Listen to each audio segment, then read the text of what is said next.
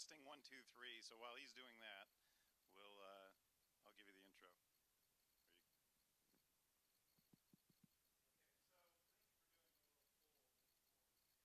Low, low, low. Low, low. People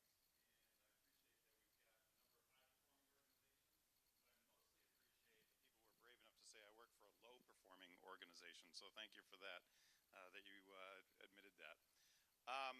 As Tim said, thanks for the intro, Tim. I'm going to give you a series of data on research that we've done, all of which relates to organizational agility. And we've done a specific study on organizational agility that I'm going to spend most of the time on. And what I'm doing in that data is really showcasing what are top performing organizations doing versus low performing organizations. So some of you may not have heard of us. I4CP is a research organization. We actually do more human capital research than anyone in the world. We do most of ATD's research, and I've been doing that for the last 10 years. We've been around 40 years. I took it over about 10 years ago, and we relaunched it as the Institute for Corporate Productivity. But we are all about discovering the people practices that drive high performance. And that term high performance that Tim mentioned right at the start is an important one. I want to define for you what we mean by high performance, because you'll see that in a lot of my slides. So every time I use high performance organization, I'm talking about companies or organizations that have better revenue growth, market share, profitability, and customer satisfaction than their competition. Now, we, as a team of analysts, look at a variety of factors, but we're always looking at what are high-performing organizations doing differently than low-performing. And I'll tell you 95% of the time, there is a difference. And then second, do specific practices correlate with bottom line business impact or market performance? So we take a very business lens focus on human capital practices. We look at high performance organizations over a 5-year time horizon. How many of you have read the book Good to Great? Has anybody gone back and read that lately? Because most of the companies that were listed as great are not great anymore. Things change rapidly, and that's why we look at a very small time horizon for high performance organizations. Here are some of the companies that are part of our membership. You'll recognize most of these logos. We work with a lot of well-known brands. We work with the head of HR and the HR executive teams in these companies. I would say most of the chief learning officers in these companies are doing work with us and are part of our network and helping us with the research that we conduct. Now, I should have said right up front too, if anybody wants these slides, they're yours. So don't feel like you have to take pictures of every slide. I will happily give these to you. Let me start with a quick little story first. And this is a true story that happened to me in Silicon Valley several years ago now. I was going to Silicon Valley for 2 meetings. I had one meeting in the morning, one meeting in the afternoon with 2 very iconic technology companies. And so my morning meeting, when I was at my peak, according to Dan, I walked into company number 1, and I walked into a very big, long marble hallway. And as I walked in, my shoes were clacking and echoing in this hallway. That's the kind of environment it was. At the end of the hallway was a receptionist who was maybe not the nicest receptionist I've ever met in my life, but there was a receptionist way at the back. So I told the receptionist that I was here to meet, with this HR executive. Goes back, gets the exec, who walks me behind the scenes to just this sea of cubicles. And all the guys were in ties, which I thought was very odd for Silicon Valley. Everybody's dressed very formally. But what really struck me is that everybody was talking in very hushed tones. And it was just like deadly silent in this place. And there wasn't an ounce of laughter. There wasn't, it just felt strange. So we go into our conference room right outside of Cubeville, and we feel like we have to talk very softly because I don't want to disturb, all these people out in Cubeville, right? So we have our meeting, and I leave, and I thought, okay, that was an odd situation. So I then go into iconic company number 2 in the afternoon. And I walk in, and they have this big glass lobby. They've got plants in the lobby. People are casually dressed and laughing and jumping around. I think there were people even in bikinis and bathing suits, bouncing around, just having a great time in the organization. You could really feel when you walked in there, all right, these people are happy, right? They are engaged, and they just love what they're doing. So later, as I walked out of those two companies, I thought, I wonder what would have happened if I had invested in those two companies on the day I walked out of their offices. And here's what would have happened. This is company number one. I'll explain why it's a short line in a second, but I basically would have made no money over a 10-year time frame. And that's company number two on the top. I would have made over an 800% return on my investment. So question, what are these two companies? Any guesses? Good guess, HP, yeah. Not Amazon, no, this is Silicon Valley. Not Facebook, not Google, it's Apple, okay? So we got Apple and we got HP. I don't usually get the HP one, so that's good. Now, I told this story at a big conference a few months ago. The speaker right after me was from HP. Now, I had kind of forewarned him, but when I went on stage, I realized as I was about to go on stage that he's from HP. I'm like, hey, I'm going to do this thing. It's not that flattering to HP. And so I did my presentation. He gets up there and he said, hey, Kevin, kind of made fun of HP a little bit. I want to tell you that he was 100% right.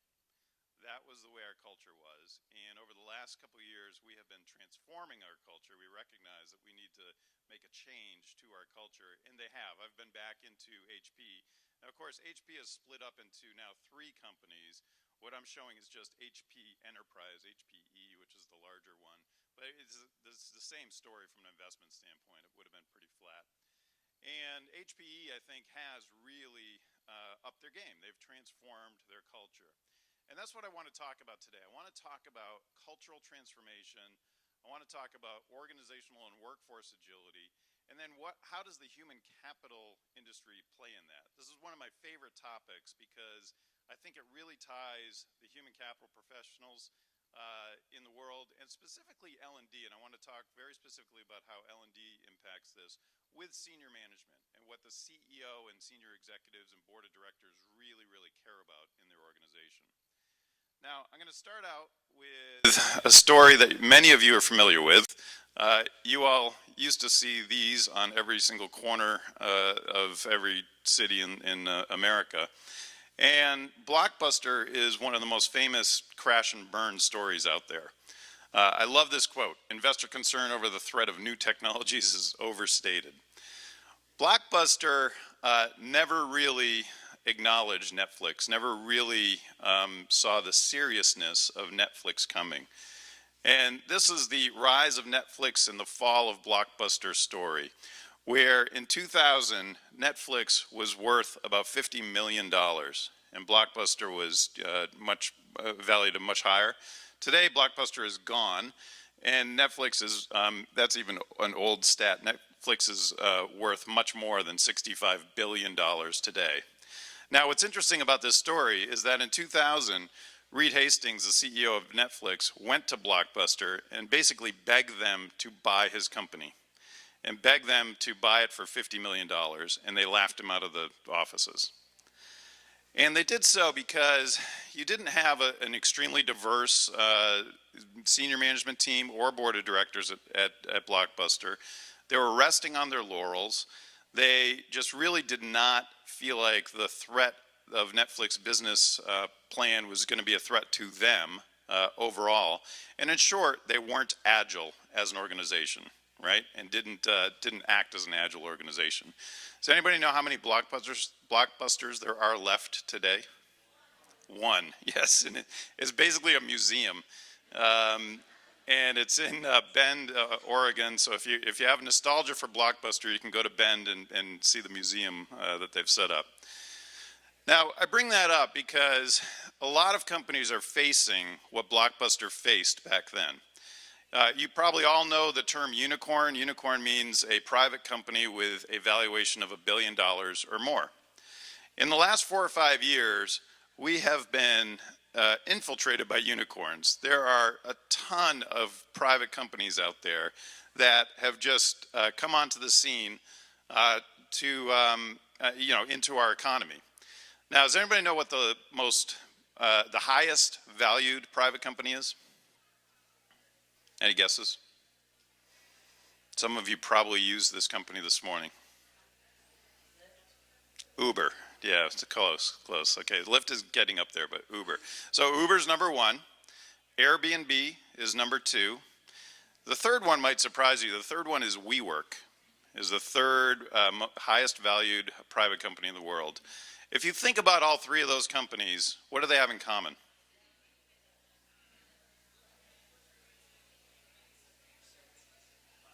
What's that? Services platform. Getting app-based. That's all true. But what I was really looking for, they are disrupting, right? They are disrupting staid industries. So Uber obviously disrupted the taxi industry and really car rental industry and a lot of other industries.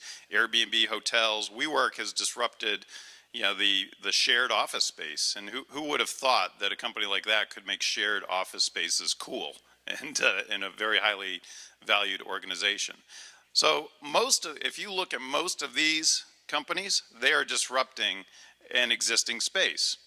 And in fact, things change very rapidly, like my good to great joke earlier. If you look at the most valuable organizations 20 years ago, GE was on top. You probably saw that just a couple months ago, GE got kicked off the Dow and replaced by Walgreens. I can't, it's hard for me to fathom that because I still think of GE as this iconic American company, and they were just replaced by Walgreens on the Dow. But you can see Coke, NBC, Exxon, Microsoft. 10 years ago, Exxon, Shell, PetroChina, GE, Microsoft. Today, it's all technology. It's Apple, Google, Microsoft, Amazon, Facebook make up the top 5 most valued companies. Now, there's one company up there that you'll notice has stayed in the top 5 over that time frame, and that's Microsoft. And Microsoft is a company that we do a lot of work with, and I think is a really, really good example as an agile organization. Most of you know that Satya Nadella took over as CEO at Microsoft almost 5 years ago now, about 4.5 years ago from Steve Ballmer. And Satya did a very smart thing. He partnered with this woman, Kathleen Hogan, who is the head of HR at Microsoft. And he said, look, I want to transform this culture and I need your help.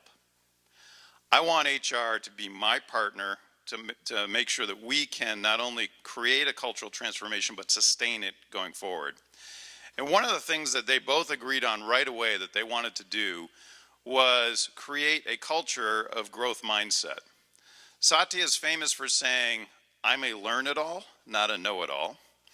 I want my employees to be learn-it-alls, not know-it-alls. And I want to create a growth mindset culture throughout the entire organization. He had read Carol Dweck's book. His wife gave it to him, and he was just mesmerized by her messages around that. And so what I'm showing you here is an actual poster that is in most Microsoft conference rooms that says, is this meeting going to be a fixed mindset meeting or a growth mindset meeting? And then with bullet points underneath, which I just think is brilliant to remind everybody what kind of meeting you're going to have. Because I can only imagine that halfway through a lot of meetings, somebody will point to the poster on the wall, right, and say, hey, what kind of conversation are we having right now? The last bullet point under growth mindset says embraces challenges with agility. And I love that it ends on the word agility because that is really what they are doing at Microsoft. They've become an incredibly agile company. And that agility, in my opinion, has really translated into performance. Today, Microsoft stock has never been higher. Since Satya became CEO, it's been just a steady rise up and to the right from a market perspective. Now, I was giving this talk a little while ago, and I got a linguistics lesson. And so the correct way to say his name is Satya, not Satya. But I notice most people say Satya, so I say Satya. But the correct way to pronounce it, if you want to impress your friends and influence people, is Satya. But he's a remarkable man. He's written a fantastic book called Hit Refresh that I highly recommend you read if you're interested in this story. I bought it for my entire company, and he's got some great, great lessons in that book. Now, one of the things that I think, I'm still going to say Satya, that Satya understands is that he needs the help of his workforce in order to stay agile. The National Association of Corporate Directors, or NACD, this is an organization that most public board members belong to. They listed the #1 disruptor or threat to organizations is the rapid speed of disruptive innovations and new technologies, and how those might outpace management's ability to react to that risk and manage that risk appropriately. We see this arise in a number of different ways. So the KPMG CEO study that they do each year is a really good one. 50% of CEOs admit they may not have the advanced warning systems or capabilities and innovative processes to respond to rapid disruption. I get it, right? They're worried that they're going to become the next Blockbuster, and they're worried, do I have enough warning signals around that? Yet, those same CEOs aren't CEOs because they're not bold or ambitious. And most CEOs will say, our organization is seeking to be the disruptor in our sector. That's pretty cool. 3/4 of CEOs, they're seeking to be a disruptor in the sector. Well, we've done research of employees in those same companies. Only 9% of employees will indicate that their organization is seeking to be the disruptor. So 74% versus 9%. When we talk about misalignment inside organizations, this is what we're talking about, right? And this happens over and over and over again in low-performing organizations. Senior management has one idea about where the company is going.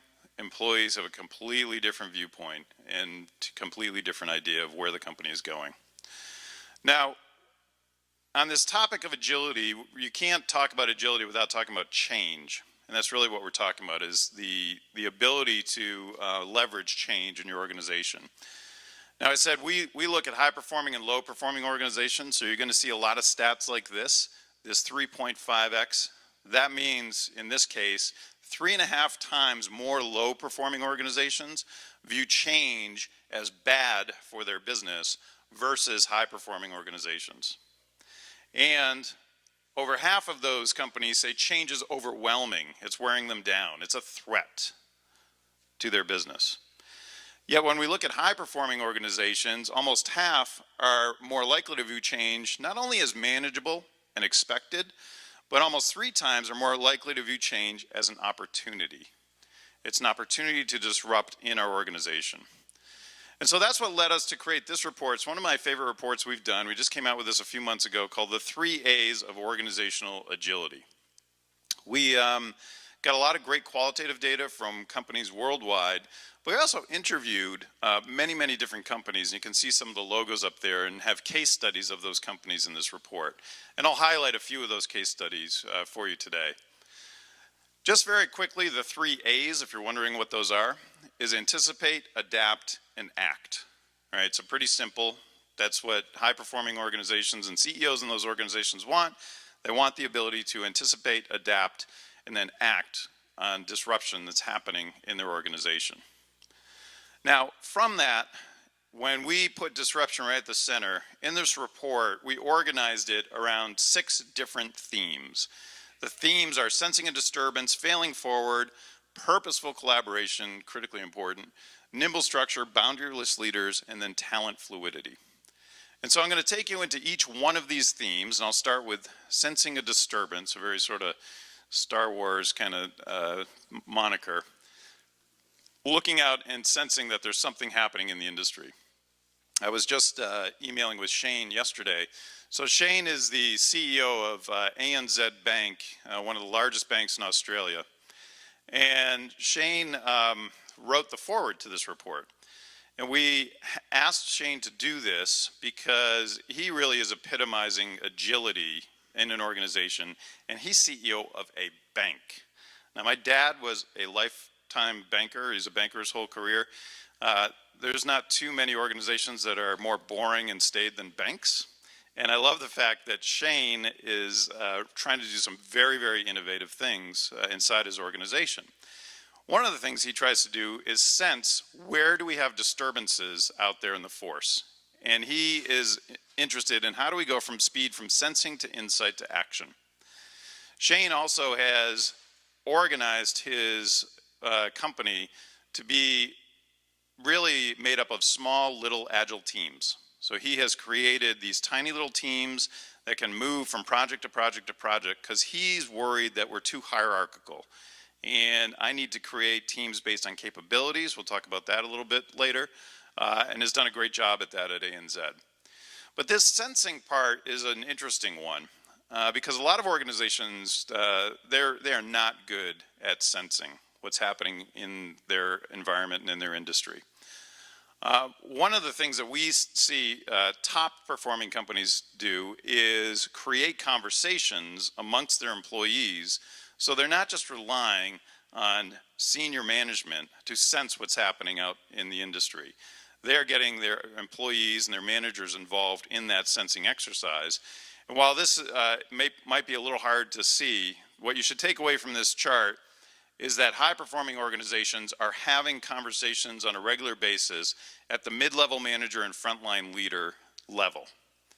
And they're having it about what's happening in the industry. In fact, some of the best companies out there, they will create a kill the company committee.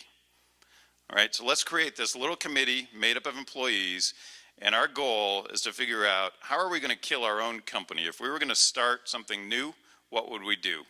How would we disrupt ourselves? That's a very, very healthy exercise for companies who are intent on making sure they're staying on top of what's happening.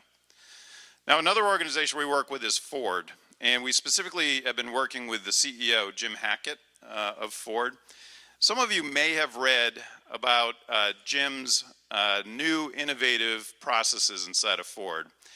And I say innovative because he's done some pretty drastic things. How many of you saw that Ford has killed off some cars? What kind of cars did they kill off? What's that? Sedans, right.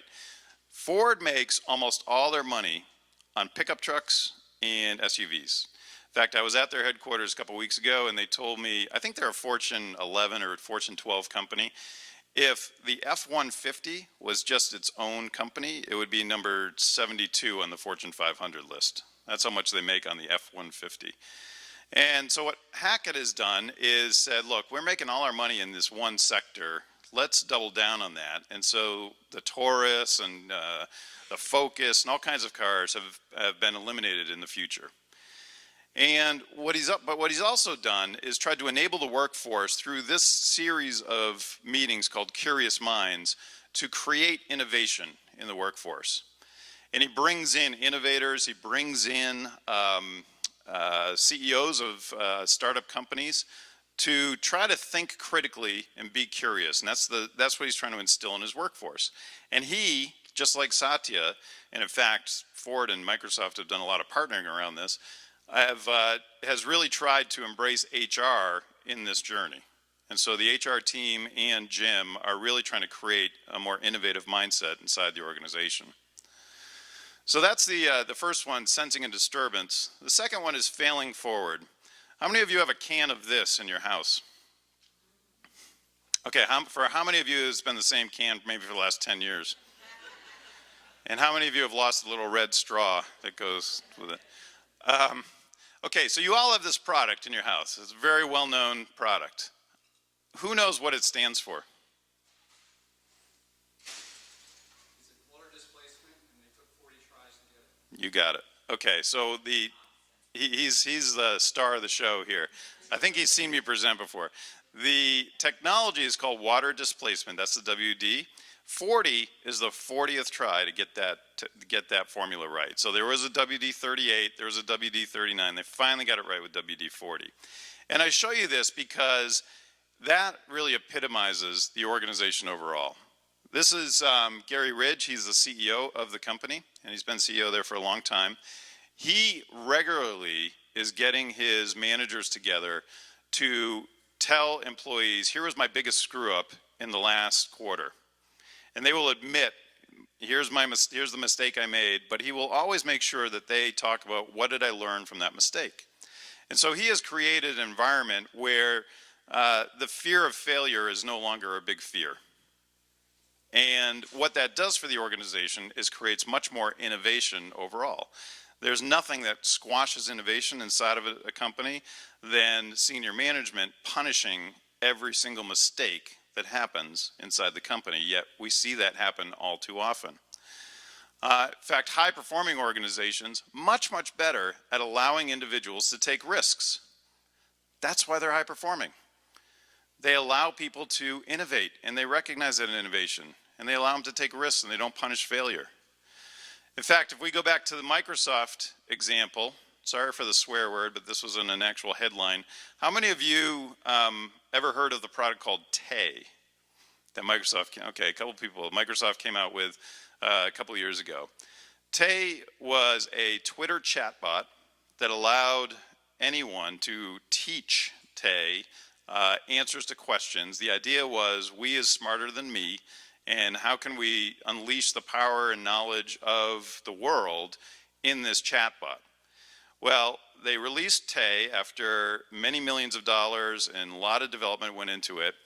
And it took about, I don't know, a couple hours before people started teaching Tay swear words, racist remarks, just really horrible sayings.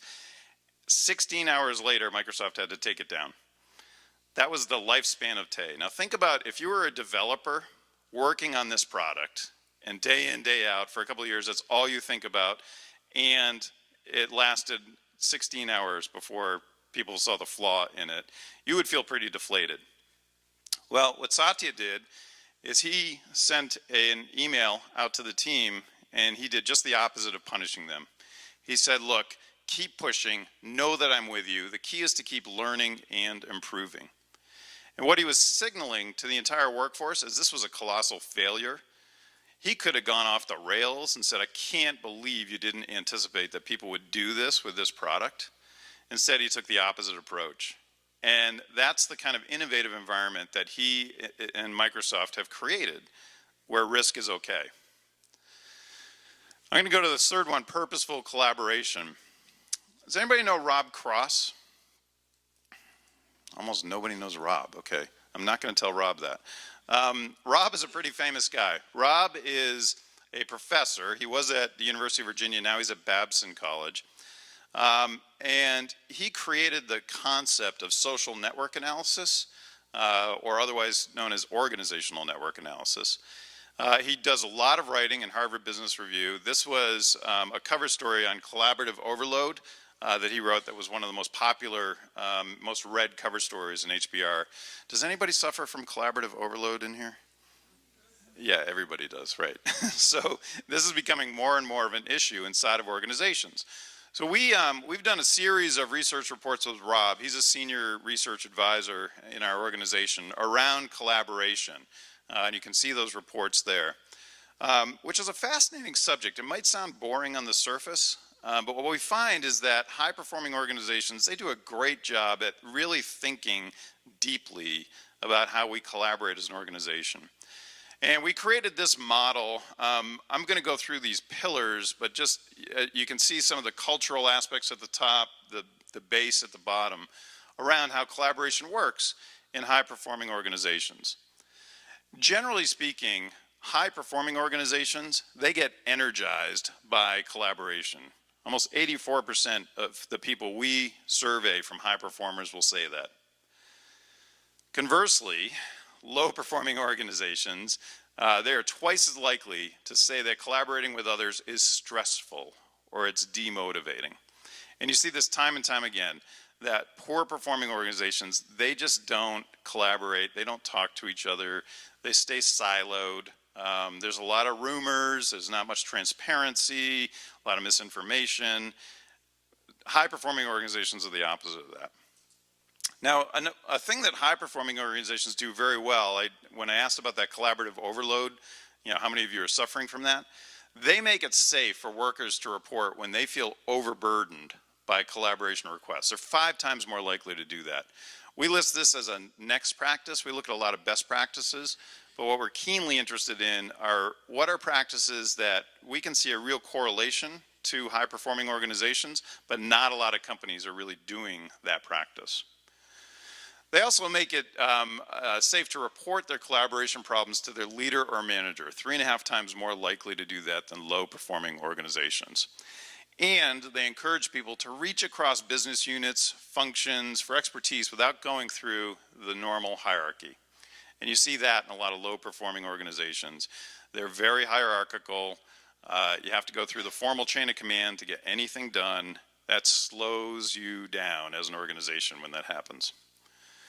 So let me look at these leadership practices that we came up with. We create a lot of checklists.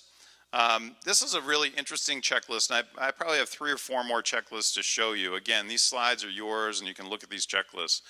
This is a really good one if you're worried that you've got leaders in your organization who are not collaborative, or if you feel like even you or in your team want to check how collaborative are we as from a leadership perspective. See how many of these boxes you can check on the checklist. One of the things we find with collaborative leaders, particularly in high-performing organizations, they are great at helping others build networks. High-performing companies, leaders in those companies, 8 times better at this than low-performing organizations and non-collaborative companies, helping others build networks inside the company. Now, I'll tell you how they do that in a second, and some of this comes in the next 2 sections. So the first one is workplace practices. 3M is a very, very interesting company, and we've been working with them for decades. How many people have heard of Google's 20% time off so you can innovate? Everybody's heard of that. Okay, that was not invented by Google. That was invented by 3M. And 3M invented that in the 50s, and it was called 15% time off. And with 15% time off, they created the Post-it note, they created Scotch tape, and a whole bunch of other inventions that you probably have never heard of that are important to 3M. Very interesting company from an HR perspective. They also, in the 50s, created the whole concept of engagement. So you all survey your employees for engagement. 3M was the company that first did that. I mentioned WeWork earlier, and do you have a question? I work for 3M. Okay.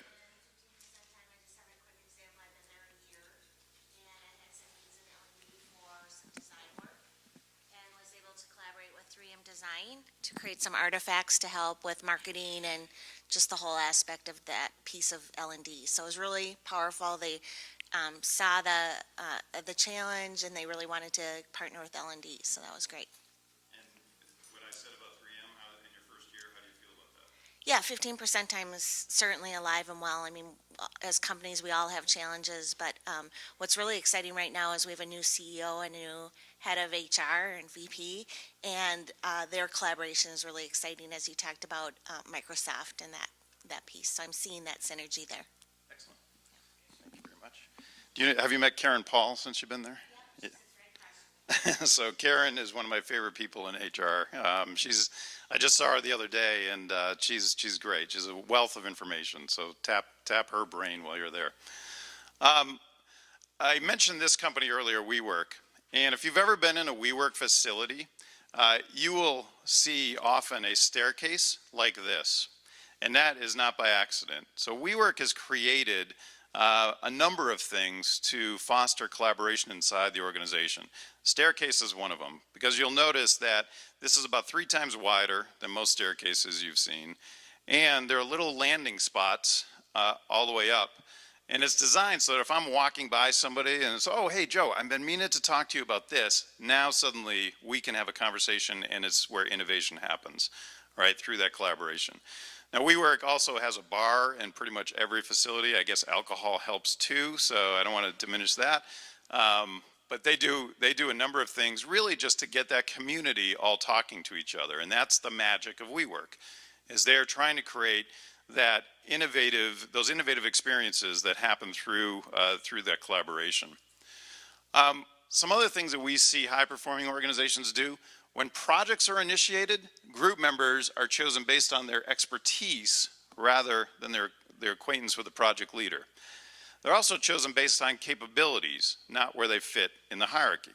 I see a lot of organizations beginning to pick up on this, but we got a long way to go. So GE Digital is one that I think does a good job at this, where they're staffing projects by skills and capabilities. They're not worried about is this a freelancer or an FTE? Or where does this person sit in the hierarchy? They just want to get the right people on the job. Unilever is another one. So Unilever, I think, has been a very interesting case study around innovation for such a big company. Very big global brand, of course. They use collaboration to foster innovation as an organization, and they have a program that reaches out to startup organizations. So if you create a startup company that has some kind of new product that you want to bring to market, you have the ability to partner with Unilever, and if they like it, they will then help you bring that product to market. Now think about that. For a small company, I suddenly get the leverage of this ginormous worldwide organization. As the ginormous worldwide organization, I suddenly get access to all these innovations that are happening outside my organization and the ability to partner with those companies. It's a very simple but brilliant move on Unilever's part. And so they call this the Unilever Foundry, and we've profiled this in the report as well. Now the last one I want to look at is talent practices. And again, we have a checklist around collaborative talent practices that I just want to make sure you're aware is there. I won't go through this. But I will call out a couple things from this checklist. The first is that it starts with talent acquisition. And we find highly collaborative companies, they're looking for this right from the start. It's a trait that they are assessing for, and it's something that they're interviewing for and asking questions about right at the start. Twice as likely in high-performing organizations as low to have that. I love this finding that we've had, and we've explored this quite a bit. In onboarding, high-performing organizations are very concerned about how do we create a network for our new employees right out of the gate. Elliot joked about it yesterday, and onboarding, I'm going to look at 48 photos of senior executives and sign a bunch of forms, yada, yada, yada. That's fine, but what high-performing organizations recognize is the biggest predictor of somebody flaming out in the first 6 months or first year is because they did not establish a network in the organization. And you see this all the time. Somebody came in and they're lonely, right? They're an outcast, they're just not connected, and that is often why those people don't make it. High-performing organizations will not only make sure they establish that network right out of the gate, but then monitor how is that going? Are they continuing to build that network going forward? They'll also look at team performance, and I love this stat because I find in performance management, all the time we focus on the individual, and we're measuring individual performance. Most of you spend the majority of your day on teams and working in teams. And if you ever go look at your Outlook email aliases, you'd probably be surprised at how many teams you're a part of. Top companies are measuring how are those teams doing as a team, not necessarily just how are the individuals doing inside the organization, which I think is an area of human capital that needs to be explored much more. Now, the last three here, I'll start with nimble structure. How many of you read last year, I guess it was last August, IBM told all its remote employees, come back to the office or you risk losing your job. Did you read that? And what did you think when you read that? I'll tell you what we thought in my company. It went around like wildfire. We thought, what a bunch of idiots. Didn't they learn from Yahoo and these other organizations that that just doesn't work? And so I've done work with IBM. They're not idiots. They're a very, very smart company in human capital, very smart people. So Diane Gerson, who heads up HR there and some of her direct reports, I called them up and said, hey, what's going on? Why are you guys doing this? First of all, the press made it sound more draconian than it really was. But they told me that the number one reason they wanted to get more people back into the office is for agility. They're a 400,000 person organization, so one of the largest companies out there, and they felt like they had gone too far with remote workers, and that innovation wasn't happening because it's really hard to schedule innovation on the phone, right? Innovation happens more happen chance, right? More when we interact like that WeWork stairwell and you bump into each other. They wanted to create more of that kind of environment. I think the jury's still out whether that's happening or not. I sense that it is starting to happen at IBM, but I thought that was interesting that that was their main reason for doing that. Here's another good example of agility. Has anybody ever heard this phrase before? So they use this all the time at Amazon. Two pizza teams, right? If two pizzas can't feed the team is too big. Now, they're even bigger than IBM. They've got over 500,000 employees, and it's hard to maintain this kind of mantra with that big of an organization. But this is still something they really appreciate and try to enforce. And Amazon as a company is really made up of a lot of nimble little teams. And they like that. They like the nimbleness. They want to be able to react quickly. They want to push decision making down in the organization. And so this is, I think, something that Bezos did right out of the gate that doesn't get enough attention, but from a structure standpoint, this is the way they structured Amazon. Now, I also want to, from a structure standpoint, explore this idea of organizational network analysis. Most of you are familiar with the left side of the screen here, the hierarchical structure, right? That's the way you've looked at every org chart, it's the way you think about your organization. But the way work really gets done is here in the network structure. I am going to guess that most of you in your companies, you have go-to people, right? You might even be one of them, where everything kind of flows through certain people inside your organization. Yet if you ask senior management, who are the go-to people in our company? They'll get it right maybe half the time, meaning half the time they get it wrong, and they just have no idea who those people are. And you don't know who those people are unless you do an organizational network analysis. And when you do that, and you can do this through surveys, you can do it through monitoring email or Slack or Teams or any collaboration tool, you often find that there are people like this Mitchell in the front, where Mitchell in the hierarchy is kind of buried, but Mitchell in the network structure is right at the center of the beehive. That might mean a couple things. That might mean Mitchell is so valuable to us, we better make sure that we are paying Mitchell enough, that we are promoting Mitchell enough, because if Mitchell leaves our organization, everything could fall apart. And I had somebody tell me that just a few weeks ago. They said, yeah, you know what, we identified a Mitchell in our company. We knew everything was flowing through that person. We said, oh my gosh, what's going to happen if that person leaves? That person did leave, and guess what? Everything fell apart. And we've been scrambling ever since. But that's not always the case. It may be that Mitchell is a bottleneck, right? And so things are just stopping at Mitchell.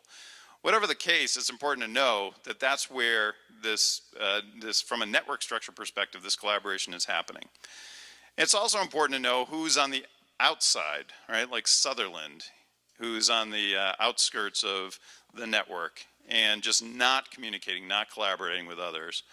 And this is something that happens in most companies I talk to, where certain groups, certain divisions, they only talk to themselves. They're not really interacting with the rest of the organization. And until you do a network analysis, you really can't figure out what is happening inside the company. Now, when you do a network analysis, it actually looks more like this. That was sort of the cleaned up version, but an actual network analysis will look something like this, where you'll see people's initials and kind of figure out, okay, who's at the center, and you can drill in and drill out from the software overlay of the network. It's an area that has been out, it's an area of study that's been out for a while, but not enough companies are really taking advantage of network analysis. And so if you haven't done that, I encourage you to take a look at that and the efficacy. Now, that's all sort of a backdrop to a model that we've created called the Talent Ecosystem Integration Model. We actually borrowed some of these concepts with their permission from Disney. Disney has done a very good job of thinking about their talent ecosystem. And we've now created case studies around each one of these areas. But from an internal talent marketplace to external, to using startups, to crowdsourcing, to how the gig economy and freelance workers fit into your talent ecosystem, to collaborative teams, more and more organizations are beginning to look at talent from this holistic lens rather than the traditional hierarchical lens that we have been looking at it. This is something that we, as a research organization, are keenly interested in. In fact, we have a conference every year, and we're calling the underlying theme of our conference is going to be around the future of work and where talent is coming from. It will feature, John Boudreau is a professor at USC. It'll feature a new book by John around that concept as well. So if you're interested in this talent ecosystem model, we have an infographic with, you can drill into case studies in each one of these areas to find out more info. Okay, the last two that I want to talk about. First one is boundaryless leaders. And we find that really good leaders are great at navigating geographic barriers, culture changes, and organizational silos. But they're also really good at being inclusive. We do a lot of work around diversity and inclusion, and some of the best leaders are inclusive from their ability to have productive relationships with people from other cultures, countries, races, and backgrounds, and being role models for inclusivity in their organization. They also are very good at promoting agility, and here are some traits that we see that promote agility: open-mindedness, tolerance for ambiguity, willingness to be transparent. In fact, that's a trait that I see in most high-performing organizations. They're transparent to a fault. Comfortable taking risks, they approach change with positivity, stay focused in times of uncertainty, and they facilitate teamwork. Now again, we created a checklist around this one, so I'll give you that checklist if you want to see if your leaders are agile or not. And then the last thing I want to go over before we take some questions is talent fluidity. How many of you have seen this in your career? This is a hallmark of low-performing organizations. But it's also human nature. Most individuals are rewarded for how their division, their unit, their department is doing overall.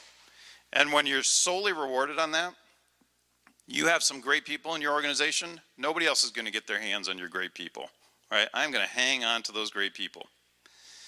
High-performing organizations recognize that that is not something we need as an organization. We've got to move those great people around the organization. It's for the organization's benefit and for the individual's benefit.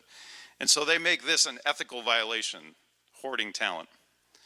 High-performing organizations are twice as likely to prioritize talent mobility overall. And they do that through rewarding and recognizing managers. It's astounding to me as to how many organizations they don't recognize managers that move talent inside the company. Does anybody do that? Do you recognize managers who move talent? Sorry. You do, but not financially, you said? Give them attention and praise them on big staff meetings. Yep. So you do it through recognition.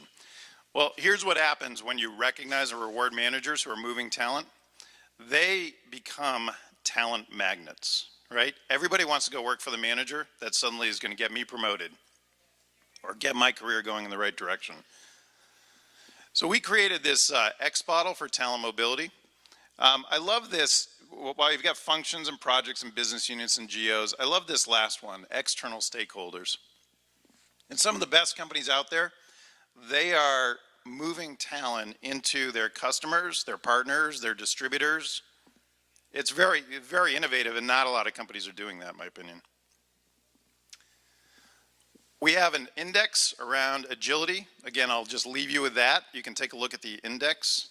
But let me stop there and just see what questions you guys have, or comments or rude remarks, around what I've talked about.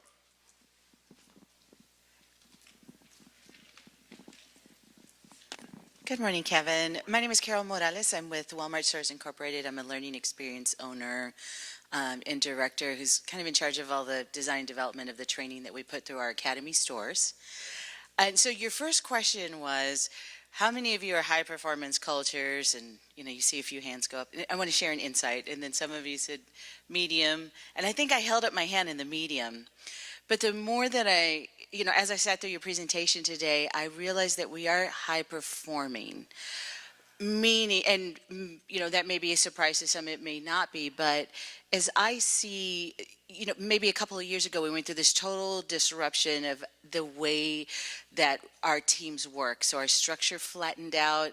We moved into these open spaces with couches and special seating areas and lighting that was just modified to our particular preference. So if we liked very low lighting, then the lights were adjusted over our particular space. And we really embrace this idea of remote work and the flexibility of being able to work from wherever you got your inspiration from. So I loved the insights that you shared with us today, because I see that while we still have work to do, it's exciting that a company as large as ours is able to kind of leapfrog into that type of environment. So, I really appreciate your insights today. And you can credit two women, Jackie Canny, who's your CHRO, and Becky Schmidt, who's now the CHRO at Sam's, for that, right? They have been very proactive, I think, in your organization at changing things, right? And creating an agile workforce. So much so that we have featured both of them and are continuing to. They're both going to speak at my conference this year. And we'll be working together very shortly, by the way. And I love what Walmart is doing, because Walmart, I think if you think about Walmart traditionally, you think about Bentonville, Arkansas, everybody's got to be there. They do things one certain way. It's made us successful. We're going to keep doing it that way. They're blowing it all up and changing things dramatically. Certainly Amazon's been a catalyst for that at Walmart, but I love to see what HR is doing from the business perspective. Other comments or questions? Hi, I'm Cindy Vargas. I work for Textron Systems. So my question for you is, so we're a defense contractor where everything's related to a program, where it's the charge code. So how do you get this kind of mentality going at a place like that? Yeah, that's a great one. We do a bunch of work with Lockheed and Boeing, and I often get that kind of sentiment as well. It's more difficult, where the consequences for failure are much higher, where I just think it's a more buttoned-down environment traditionally, and it's a hard one to crack. We see it sometimes in pharma companies and maybe other government agencies, but it can be done. And I'm seeing tremendous change in certain organizations. Boeing is a good example. Boeing has a lot of change initiatives inside the company. They're trying to be innovative. They recognize that there are certain areas where failure is going to be catastrophic, but other areas it's fine, right? And so they're trying to make it very clear where it's okay to be innovative and make mistakes in certain areas. So I'd be happy to connect you with some of the L&D folks in those organizations, because I think L&D is playing a big role in how that happens inside the company. Tim? Well, thank you. We had the conversation before a little, so I was wondering, can you predict which companies are going to be high performing, and which companies do you personally invest in? I try not to personally invest in any of these companies. I don't want to ever be accused of insider trading. But I do think there are certain things that are predictable for high-performing organizations, and they're the ones where you can see that partnership with human capital. They're putting in a lot of these concepts in their organization. I get excited about companies that are trying to do things the right way out of the gate. And so it's not always the case when you have a startup organization. They're often more focused on recruiting versus the holistic talent management perspective.